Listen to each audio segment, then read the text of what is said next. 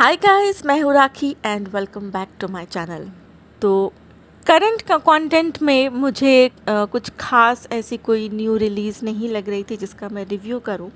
तो मुझे लगा कि अगर मैं सिनेमा की हिस्ट्री देखूँ तो एक से एक मास्टरपीसेस जो है वो अवेलेबल हैं।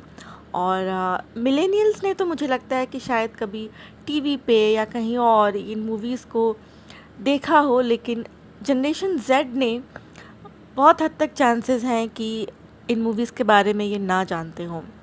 तो मैंने सोचा कि क्यों ना मैं कुछ ऐसे जेम्स इंडियन सिनेमा से निकाल के लाऊं और उनके बारे में बात करूं जो कि बहुत अच्छी मस्ट वॉच मूवीज़ हैं और उन्हें तो ज़रूर एक बार देखना चाहिए। ऐसी मूवीज़ जो अपने टाइम पे जब रिलीज़ हुई थी तो शायद उन्हें उतनी ज़्यादा ऑडियंस नहीं मिल पाई थी। और ज़्यादातर मूवीज़ उस टाइम पे रिलीज़ होती थी जब कमर्शियल सिनेमा और पैरेलल सिनेमा दोनों के बीच एक डिमार्केशन था, जो डिमार्केशन आज ख़त्म हो चुका है। तो आज मैं जिस मूवी के बारे में बात करने वाली हूँ वो मूवी है पुष्पक, जो कि 1987 में रिलीज़ हुई थी। ये नेशनल अवार्ड विनिंग मूवी है और कई फिल्म फेस्टिवल्स जैसे कांस, शंघाई फिल्म फेस्टिवल, इन जगहों पे दिखाई जा चुकी है। मेन जो एक्टर्स हैं ये है कमला हासन, टीनू आनंद, अमाला। बैकग्राउंड म्यूज़िक है वैद्यनाथन का और डायरेक्टर है संगीतम श्रीनिवास राव। तो दोस्तों, ये आप कह सकते हैं कि इंडिया की फर्स्ट साइलेंट फिल्म है, made several decades after the end of silent era. जी हाँ, इस मूवी में कोई डायलॉग नहीं है और सब कुछ सिर्फ एक्सप्रेशंस और म्यूज़िक के ज़रिए कहा गया है। और मूवी देखते वक्त आपको कहीं से भी नहीं लगेगा कि मूवी में डायलॉग्स नहीं हैं। ऐसा लगेगा कि हर सीन जो है कुछ कह रहा है और बिना डायलॉग्स के ही दिस मूवी स्पीक्स वॉल्यूम्स। तो बात करते हैं शॉर्ट में स्टोरी की।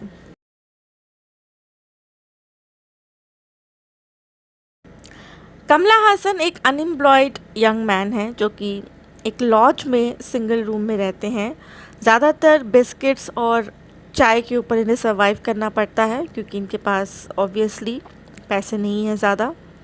एक ही शर्ट है इनके पास अच्छी, और जब भी कभी इंटरव्यू पे जाना होता है तो ये इसके सिर्फ आर्म पिट्स में सर्फ लगा के साफ़ करके और पहन के चले जाते हैं।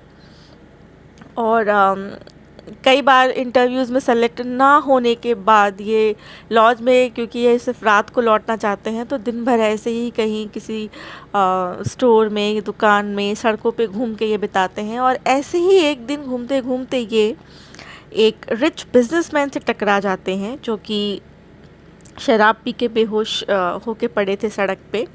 और उस बिजनेसमैन के पॉकेट से एक होटल की की लटक रही थी। तो कमला हासन उसे किडनैप करके जाके अपने लॉज में बंद कर देते हैं, प्रॉपर उसे बांध के। और उनकी जगह लग्जरियस पुष्पक होटल में रहने लगते हैं, जहाँ पे वो अमाला से मिलते हैं जो कि एक मैजिशियन की बेटी हैं। तो ये movie actually rich and poor के बीच की दूरियों को दिखाती है विद डार्क ह्यूमर। और डायरेक्टर ने बाद में बताया कि इन्होंने जो कमला हासन का जो कैरेक्टर रखा था ये इंस्पायर्ड था चार्ली चैपलिन की मूवी सिटी लाइट्स से, जो कि 1931 में रिलीज़ हुई थी। और उनका कैरेक्टर जो है वो updated version of Charlie's character the tramp, आप ऐसा कह सकते हैं। और अब मैं बात करूँगी मूवी के कुछ बहुत अच्छे सीन्स के बारे में जो मुझे काफ़ी मज़ेदार लगे। जैसे कि एक सीन में दिखाया जाता है, क्योंकि ऑब्वियसली कमला हासन के पास ज़्यादा पैसे तो हैं नहीं, तो जब वो चाय के लिए चिल्लर रख रहे होते हैं तो उनके पास जो जितने भी पैसे हैं उसमें चाय का सिर्फ आधा कप मिल पाता है।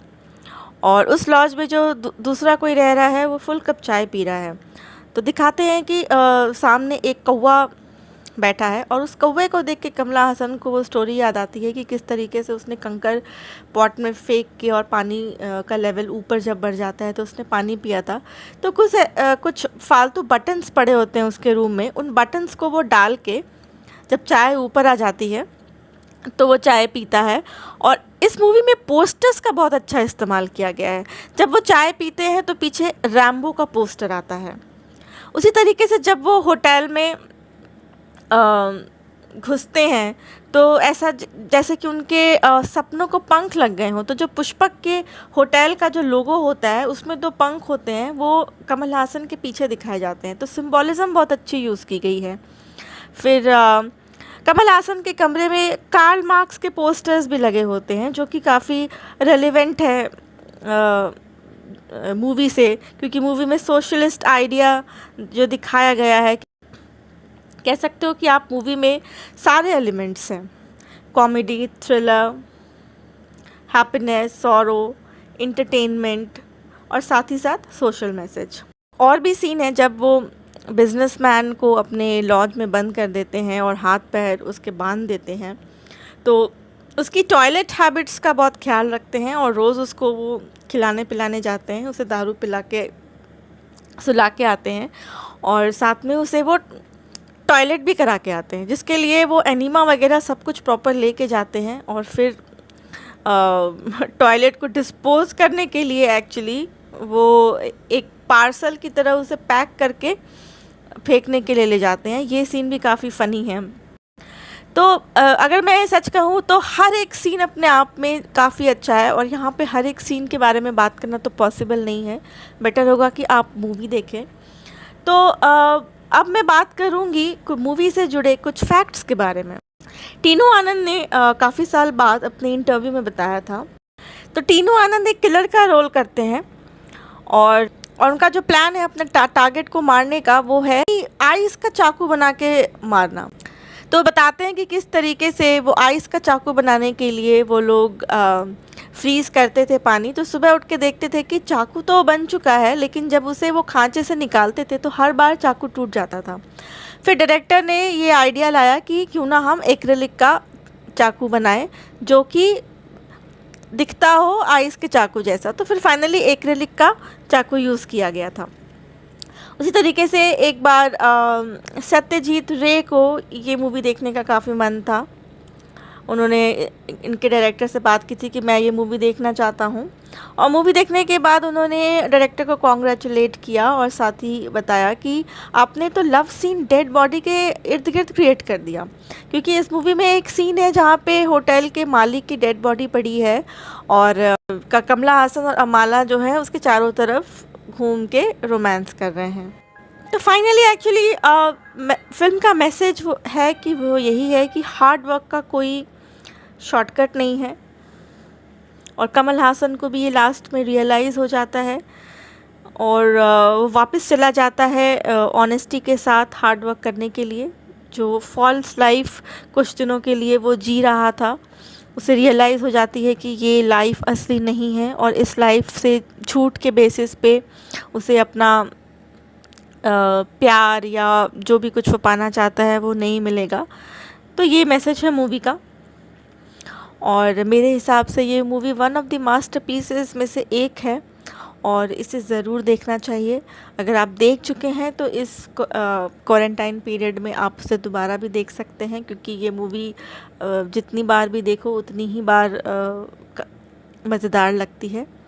तो अगर आपको मेरा वीडियो पसंद आया तो प्लीज़ मेरे चैनल को सब्सक्राइब कीजिए और मेरे वीडियो को लाइक करिए, और मुझे कमेंट करके बताइएगा कि और ऐसी कौन सी मूवीज़ हैं जो आपको लगता है कि लेसर नोन है या उन्हें उतना क्रेडिट नहीं मिला था और जिनको और भी ऑडियंसेस मिलने चाहिए। तो मैं उन मूवीज़ के ऊपर वीडियो बनाऊंगी।